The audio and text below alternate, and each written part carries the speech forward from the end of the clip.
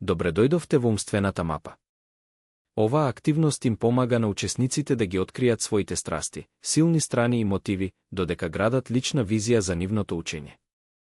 Таа е алатка што на креативен начин ги организира идеите, започнувајќи со централен концепт кој се разгранува во поврзани теми, имитирајќи го начинот на кој нашиот мозок природно ги поврзува идеите. Како пример, наведете умствена мапа со темата јас како ученик, користејќи гранки за силни страни, страсти, мотивации и уникатни квалитети.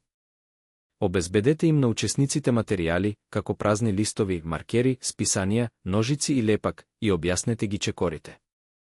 Започнете во центарот на празната страница со слика или символ што ја представува централната идеја. Поврзете ги главните гранки со централната слика, а секундарните гранки со главните.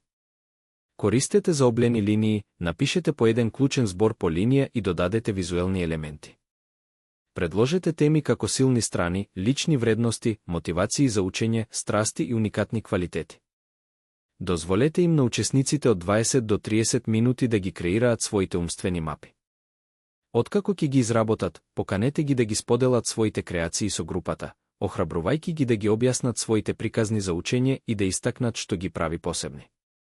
Поттикнете групно размислување со прашања како: зошто образованието ви е важно? Што ве мотивира да учите?